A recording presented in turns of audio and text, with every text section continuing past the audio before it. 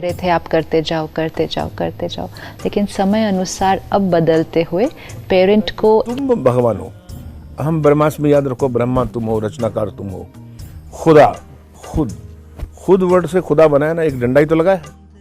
सोचते हैं कि बच्चा है, वो औरत कैसी, लड़की कैसे गाना गाएगी, उसके भाव क्या होंगे, उस किस तरह से नाचेगी। Sacred part of India, but we're also everywhere else because we need to look at the world.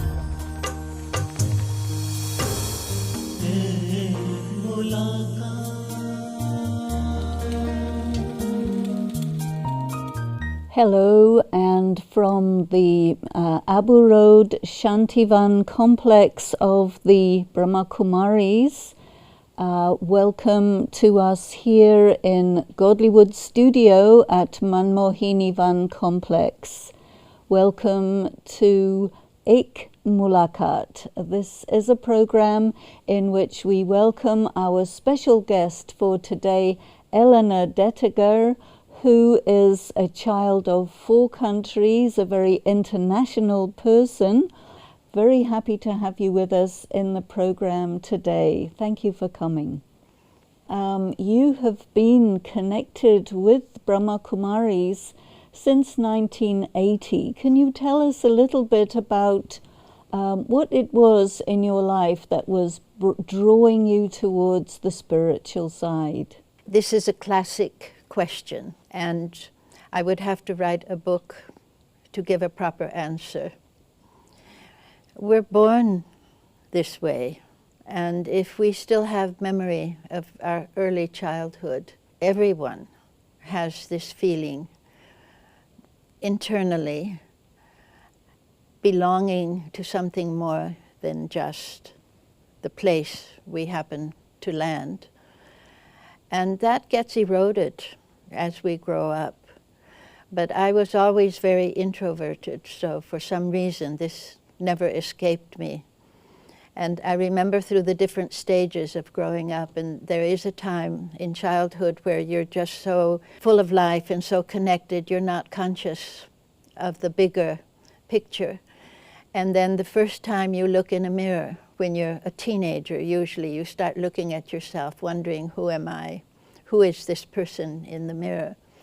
And then life begins to unfold at a rapid stage, and you forget everything, and it's like falling into a river and entering the rapids, running the rapids. And so you just keep your balance and work, university, school, working at the United Nations. Tell me about your experience with the United Nations, because it was a dream of many people after the Second World War to create an institution which would really make the world a better place. So how has been your experience there? Totally. I entered the United Nations in the late 1950s, so I'm 80 years old, and many people feel that that's very old, but it isn't. Well, you certainly look very young and very vibrant, so congratulations. And I really learned a lot. By being there, I just felt that it was normal. I didn't realize how special and unusual that was. And there were many, many mentors, many wonderful people. So I met my husband in the halls of the United Nations in New York City, and he was representing the Dutch government. So it was love at first sight, and before we knew it, we were back in the Netherlands, raising a family of 5 children, and we have 15 grandchildren, and we are all dual nationals. So that launched me into the transatlantic conversation. So I became very European. Most of my life has been lived in Europe. But in many ways you're a world citizen, which was, I think, at that time a new concept, wasn't it? Yes, and we talk about globality, but globality is everywhere and nowhere. We are here in a sacred part of India, but we're also everywhere else because we need to look at the world from outer space. And that blue planet concept changed everything in our way of seeing the world. I remember I was in Yugoslavia on the day when the first photographs of the Earth came. Where were you? I can't remember. I remember very well because I think it was the first time when everyone on Earth was glued to the television for one thing, and it was a completely uniting moment, very powerful. And I think now when we are sitting here, we're really on this blue planet. So we could be anywhere on the planet and life would be connected, familiar. We're all human beings. We're all one family. I think also it changed our sense of time, our sense of relationship. Can you speak about that a little bit, how that has been for you? Our sense of time is looking at the clock. And I find I don't wear a watch, but I need clocks. In my houses, every room has a wall clock. And it's lovely to come here to have a real clock in my room, and there's always a reminder of every hour through music, through meditation, because we're in no time. We're in cosmic time, actually. And yet we're in daily time. The sun goes up, the sun goes down, we have so much to do, but we're having trouble with time now. It's either goes very fast or it doesn't go fast enough, but we're in a cycle, and we're feeling this point of culmination of a historical cycle for humanity. Tell a bit more about this point of culmination. How do you see us passing this cusp? I don't know. I love saying that. I know that there are those who do know. It's end of time. It's no time. And this is why many of us, through our work with the United Nations, and then the United Nations University for Peace was founded in 1980. So that was my first connection, knowing about the Brahmakumaris at that time. It was all part of many, many enlightened thinkers, individuals with life experience were working towards a world curriculum for peace as one of the solutions of the world problems. And the time had come for that. And we dreamt of a world core curriculum. That's beautiful. In your contact with the Brahmakumaris at that time, what did you find particularly relevant about the work, the knowledge, the practice of Raj Yoga that we do here? It's the way people lived. The essence of each person. And it's such a nice atmosphere to be part of, to dip in and out of, and also trying to emulate, because out in the real world, it's not always that easy. So we need to touch back in from time to time, recharge, and we can be a better person, because that's when we ask all these questions. Who am I? Why am I here? What is the purpose of my life? And my prayer is that I may fulfill the purpose for which I was born. Do you have a description of that purpose that you'd like to share? It's not easy to put into words. We don't have a languaging for what we really feel inside. That motor which drives us is easy to describe, but that which inspires us, I find I never have the right languaging. And sometimes it comes when I'm very quiet or early in the morning, and I think I have it, but the day begins and I can't grasp those words. We all try. It comes from divinity. You were speaking earlier about your sense of destiny. Tell me what you feel is, your destiny, because I think it's been a feeling that's been with you throughout your whole life. So in 80 years, your relationship with your destiny, how has that been? It's true, and it took many years to realize that with my logical mind, because it's if you have an inner life, and a child who is born begins with an inner life. That inner life is all that that baby has, and then the connection, the reaction to the life around that child begins to form the personality, and that personality becomes who we think we are. And usually it takes people to midlife crisis points or through some life-threatening situation to touch into that part, because it's all we have. It's our security Have blanket. you been past significant critical points that have perhaps formed or changed your life? I haven't had too many, which in a way it's a shame, because those who have really shocking events, car crashes or an illness or the usual things in people's lives, or breaking down of a relationship, losing somebody you... So destiny is a very powerful force in a person's life if they feel that they're being drawn by something that's greater than themselves. That made you feel that your life was somehow, you know, planned out for you and you were following something special, something subtle? Totally. Some like to use the phrase manifest destiny, but it is really being born with a purpose. And there's no soul on earth that hasn't been born for a reason. And then to connect with that. So it either inspires you and pulls you along, or it pushes you. So if we're reluctant and we're not on target, we get pushed into that path we need to take and that work we need to do. And it's total. And at some point, if one really embraces the purpose for the birth, and I don't think you can find it in an astrological reading or something like that. You have to feel it inside. And there's confirmation.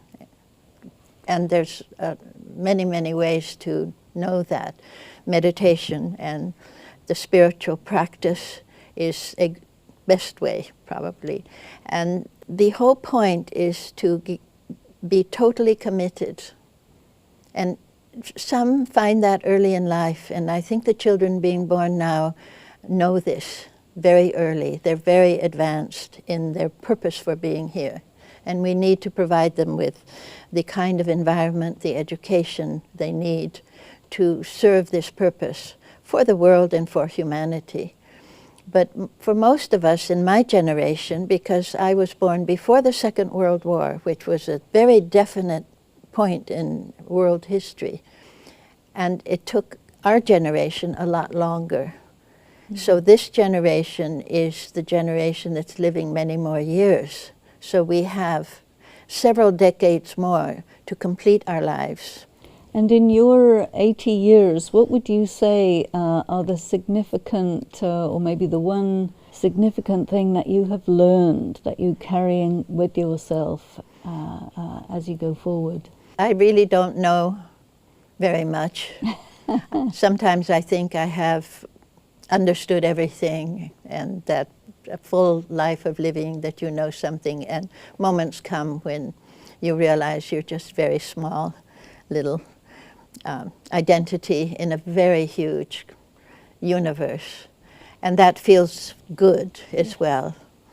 It's hard to say a particular something. There are many, many small things, and they all add up to confirm why we are here, what it is we need to do, and we try our best.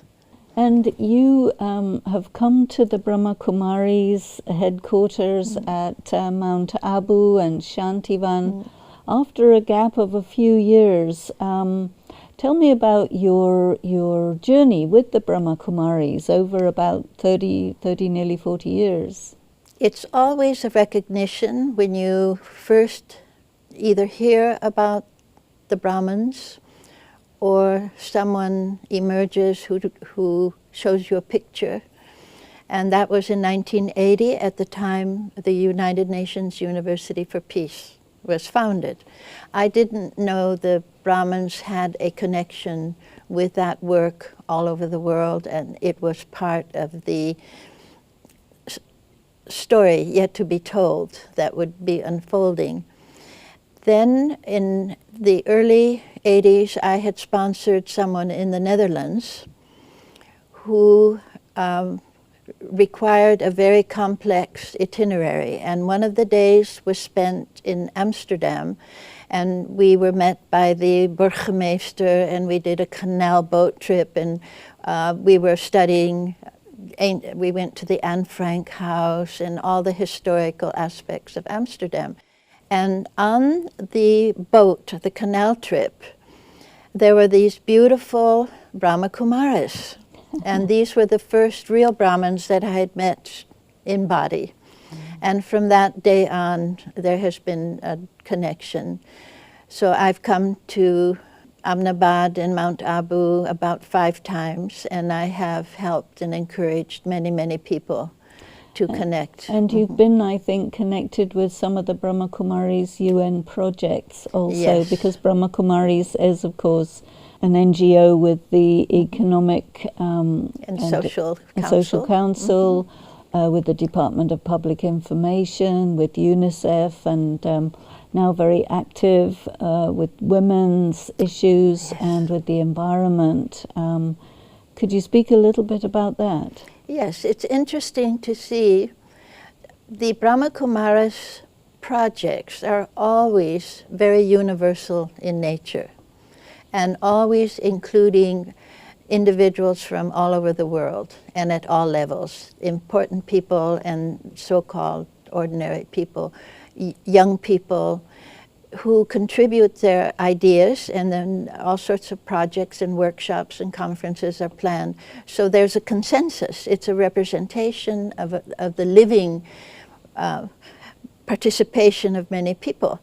And like the 1 million minutes for peace and the global effort for a better world. And these were all leading edge projects of which then other organizations pick up on these ideas. I think we're at a time where all of these efforts, plus the basic teachings that are coming through the Brahman world, need to be brought together in a compatible form that can be used as part of a World Core curriculum, because the schools, we have done a lot with the values programs, Yes. but it needs to be complete, including all those aspects of life, of human life. And coming here, you see it. And I have just had this wonderful tour of the grounds, the farms, the flowers, the kitchens, the You saw cooperation, the the solar rooms, the energy beds, project. the curtains, the whole community life, and how that is set up, and the harmony between people, and how everyone has their job and they're happy. Everyone has a feeling of belonging, because this is very important now. So many people suffer because they feel cut off or not part of something important. So it's the way of life. It's the quality of the individual. And that you cannot falsify that. That's real. And one feels it and one connects immediately, and it is nourishing. And you have known Daddy Janki, the administrative head now of the Brahma Kumaris. Tell me, what has been your experience of that relationship?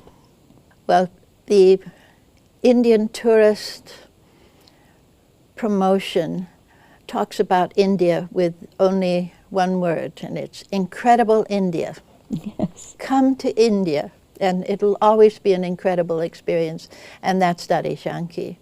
Incredible Daddy, who in her strong way and in her longevity, if nothing else, is holding the energy for us, and is an archetype that we can all try to emulate.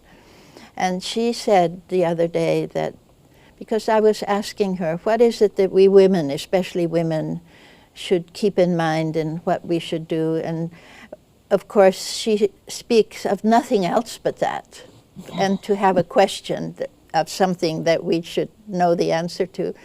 But she said she was here to remind us that we not forget that it has to do with love, with faith, and that's a big word, with power.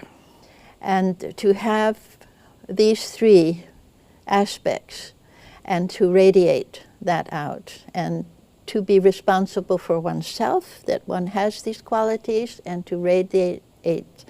And her final emphasis, there's always that exclamation mark, that the power of it, and to not deviate and to keep it pure. Truth was the basic aspect. And to be truthful in your love, to be truthful in your faith, and to be truthful in your power, and to never forget that. It's difficult to say because she's so remarkable, and we're always asking, how is Dadi Janki? Where is she now? What is she doing? We're always very curious, and she always outsmarts us every time. Every time. And you've also had, I think, a very significant relationship with Sister Janti, who is the regional coordinator of the European section of the world, and she's one of the representatives to the United Nations. So you've had, I think, a long history with her. How has been that relationship? Dadiji and Janti Ben, these are endearing ways of connecting with beautiful people. When I'm with her, it is as if she has nothing else to do but just the moment we have together to discuss a project or something. And in actuality, she has a million things to do. The grace, the comfortableness she has with every moment of the day is a learning experience for all of us. Incredibly efficient, totally sweet, very bright in her mind, and very effective. Things happen, things get done. They seem effortless. For most of us, we have to work really hard and we worry about things, but the smoothness and the result, and I owe many, many moments to Janti, and I'll never forget this connection. Many good friends have been made through the projects that have changed my life, and it's a part of who I am. That's very beautiful, yeah, to be a part of the people that have been part of us. That's very beautiful. Is there a special message that you would have for the women of the world? Because I think that, Brahma Kumaris gives a lot of importance to women and the role that women can play at a time when the world is really going through quite a critical period in many ways. It's interesting that many women shy away from this association between women. It's quite interesting, but we are, if you're born a woman, then we have a special responsibility from that woman world. And it's not an accident that in the UN, the new agency for women is called UN Women. And this is the women's world. And there is a responsibility for all life. If one is a woman, one is a mother, or one is a nurturer. And the main message is wake up. So I'm trying to wake up as best I can. When you say wake up to what exactly? To who you really are and why you are here, and to your divinity. So what do you think makes women be asleep or unconscious? What's going on? It's the culture. We're influenced by the culture. We grow up in our cultures. We're impacted by it. And women are receivers and nurturers. There's transmitters of divine energy. It's one of the functions of the female body and the male body also, but it has a power aspect that's different, at least in my understanding. And we don't want to hurt anyone. We can be timid. If it's someone we love who has another opinion, we don't want to change that. And we need to go very deep within ourselves and find that core within ourselves and act out our drama, our particular drama in this life. Wake up is very important, but I also like the phrase, this is the time, this is the place, and we are the ones. Well, we are the ones. It doesn't matter who we are. So we're having a gathering here between us, but actually there are many, many more.